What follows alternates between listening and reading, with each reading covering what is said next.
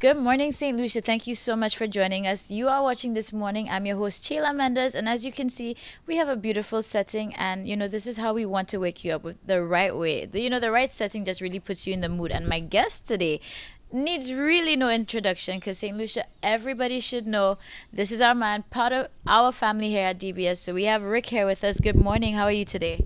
It's good afternoon though. That's a nice note to start off. It makes the rest of the fantasy just right. But it is beautiful out there, beautiful day, and it's my favorite spot at home. Uh, Derek Walker. I don't presume to be able to talk about Derek's work in a way that would do justice to the man's genius. I've read everything there is to be, well, most of everything that's been written about Derek Walcott, and I know the world reveres him, and I exclude St. Lucia from that, sadly. St. Lucia has always underappreciated Derek Walcott. As a matter of fact, you could start by saying a country that has Derek Walcott and is underappreciative of him is a country in a lot of trouble. I remember Derek writing an article for the Star, a protest article for the Star regarding a certain project that was going on in St. Lucia. And there was, as there is now, all the talk, most of it uninformed, etc. But Derek was serious about the project not getting underway. And the government and opposition were doing their stuff, as were the people behind the project. And he referred to what they said as the argument of horse. And I will never forget that.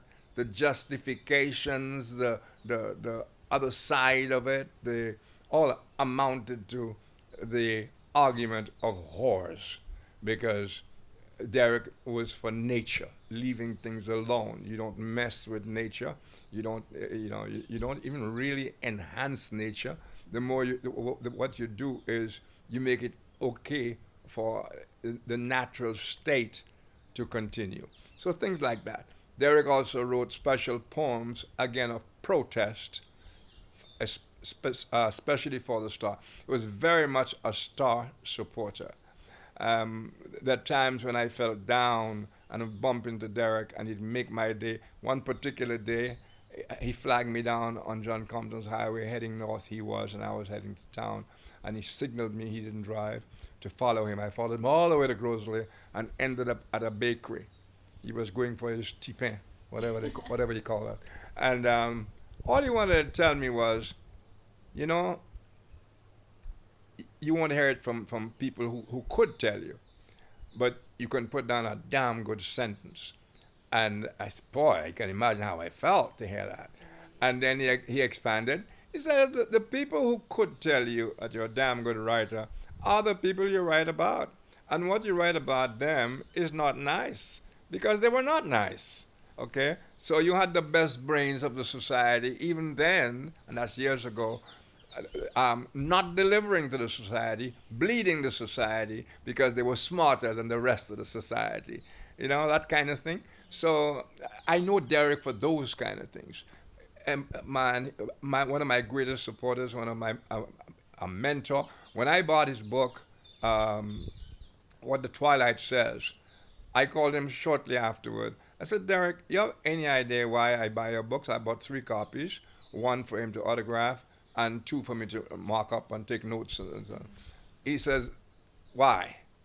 So I never heard Derek brag in the slightest about his work. Huh? Never heard that guy comment how he felt about a piece. You know, you write a piece and you feel good about it. Never heard that. He simply said, why? And I said, I bought What the Twilight Says, like I buy your other books, and I'm into Derek's prose, not necessarily his poetry. Like I said, I'm a Neanderthal where that's concerned. And I said, you know why I bought a book? He says, no, I don't know. And I said, well, I bought that book for inspiration. And Derek, I want to put the damn book down now and forget all about it. He said, why? And I says, because I read the first few lines of what you wrote there on Naipaul, and I just want to give up. Because the guy has such a way with words, whether it's poetry or prose, It doesn't matter how big you think you are, how good you think you are, how accomplished you think you are. You want to get down at his feet and be an ABC student. I hope I get another chance to talk on DBS about this man whom I got to know him very late, and to whom I became so close that I almost became his standard bearer in St. Lucia.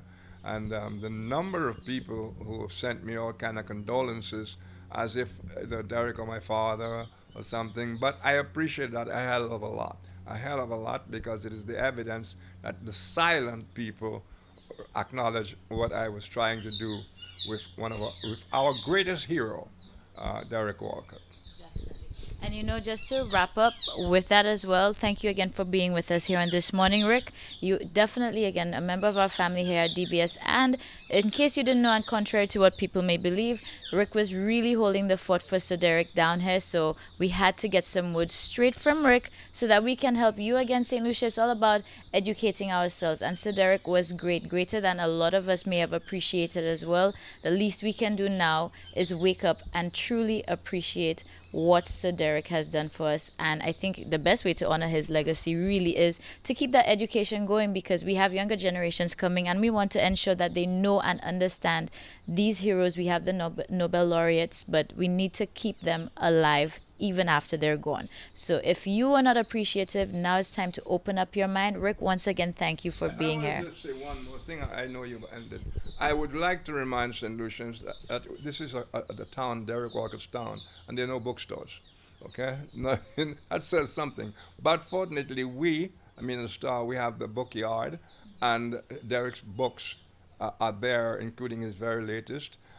Sadly, I don't know if some of them may have his autograph, but the books are there, and parents would do themselves a lot of good and make up for at least go get a book for your kid, from with Derek Walker's name to it. Thank you very much. Yes, and thank you as well. So let's go out there, educate ourselves. If you're not familiar with his works, it's the best time to now even get into it, get on board, appreciate again.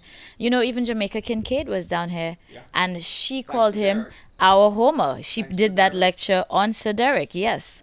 And she called him our Homer. So he was appreciated and loved even beyond. So let's keep that love for Sir Derek going. And again, Rick, thank you so much for being here this morning.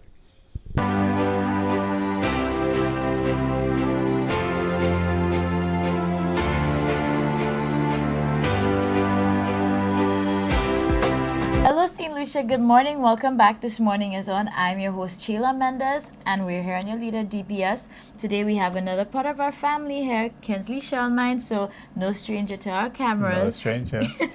And last night, in case you missed out, there was a book launching put on by the St. Lucia Writers Forum, and what's very special about this, it is by our fellow St. Lucians, our own St. Lucian poets, or should I say even writers, because some of them are not limited to just poetry, came together to put, well, I should say volume 2. There was a first edition to this book, but Kinsley's our expert, so I'm going to let him go there because that's, unfamiliar territory for me. So Kinsley. Well, actually, the descriptive you used was very correct, Okay. because the the anthology, which is called Upper Spectrum, but this one is subtitled Poetic Journeys. It actually differs from the first one, which was subtitled The Initiation, which was actually a combination of prose and poetry. But this second volume is actually strictly poetry, except for the very last part where I introduce a chapter from my children's book called Country Bookie. Oh, Yeah. interesting. Yes. Nice. So, of course, this is volume 2. So, for persons who may not have experienced volume 1, if you can just tell us a quick overview of what volume 1 was about and what journey we are taking on with volume 2. Well, volume 1, we only had 5 contributors for that publication. So, in volume 2, we had 9. Oh, Yeah, so we had an increase. So that That's was a nice big definitely definite. So again, the poetry and prose was combined last edition, And this edition, as I said, is strictly poetry except for the first chapter of Country children's Bookie. book. Yes. Okay, great. Now, of course, we have, as you mentioned, 9 contributors. So, who are some of our St. Lucian writers that made this happen? All right, wonderful. If I just may turn the back of my book here so I do not miss anybody out. The good thing is, as you see, the crown here are all ladies, so we have actually 3 females in this combination here. We have Ms. Dawn French, there was Shuma Modest, we had Maria Dola as well, these were the ladies. And the men were Ganshan Raymond, Kerr Glasgow, Ashanti Prescott, myself, Kensley Charlemagne, Julian Jackson, and Stanislas Draper. All right, great. Well, especially good morning to all of our writers, who contributed to that as well. So, with it, what are some of maybe the themes that we're going to experience? What sort of poetic journey, as it states, are we going to be taking definitely. on? Well, I'll tell you what, it's a mix. It's really wide range. So we're looking at love, we're looking at hate, we're looking at day-to-day activities. Some things are political as well. Oh. So it's really a wide range. Yeah. Great. Now, you are also one of the contributors. How does it feel, again, to, see Volume 1 happen, but, of course, be able to have Volume 2 come to life? Well, Volume 1 for me, because I had been in the Writers' Forum for quite a while, and there was a lot of talk of doing the publication. And as serving as president of the Writers' Forum, I wanted to ensure that we met that mandate to publish. And so in 2015, that was the first publication. So for me, it was very rewarding to have been able to have done it. If persons who missed out on all the action from the launch last night, who want to get their hands on copies of this, how are they able to do so? Wonderful. Well, you can speak to any one of the authors. They would have them on, well, they would have them, so you can speak with them. And if you happen not to meet any of them, you can also go to St. Lucia Books, 758 Books. I think they are now at the Pyramid now. So you can go to Alias Rosses and pick up a copy there as well. All right, perfect. Well, Kensley, if you don't mind, is there one that is brief enough that you can give a sneak preview? Just to tease St. Lucia a little bit so they know why they need to rush and get their copies. Now that you say tease, I'm actually going to the book. Okay. All right? Because it's actually meant to do just that. Country Bookie, Chapter 1. Imagine a world with no electricity, no pipes, and no transportation. Well, that's the world Cathy lived in. She was the middle child in the Osman family from the rural village of Choiseul. Monsieur was where she lived with her brother Osbert and their younger sister Iris. Their parents were hard-working individuals. Her mother Martha was a potter. She loved the clay and she knew how to mold it to her liking to make various craft and utility items which she sold at the market in Soufrière, the capital. She ventured to the city usually on a Saturday. Cathy's father, Albert, was a lover of the soil as well. He was a farmer.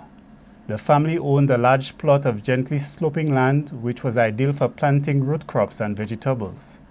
The river, a very deep gorge, was miles away, but adventurous Cathy loved trekking the woody paths and navigating the rough terrain that led to the basins where they would collect water for the household and catch crayfish, millet, a freshwater fish, and the river eel, which was called Zaji in Creole, the language which most persons from the island spoke, especially those from Choiseul.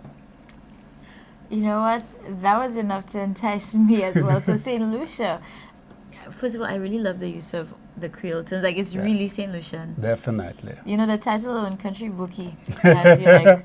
But yes. I like that. So St. Lucia, that's all you're getting. That's why it's called a teaser. So you need to go out, where you can get the book and come and experience Volume 2. Come have your poetic journey. Thank you so much again for being here, Kensley. Not a problem.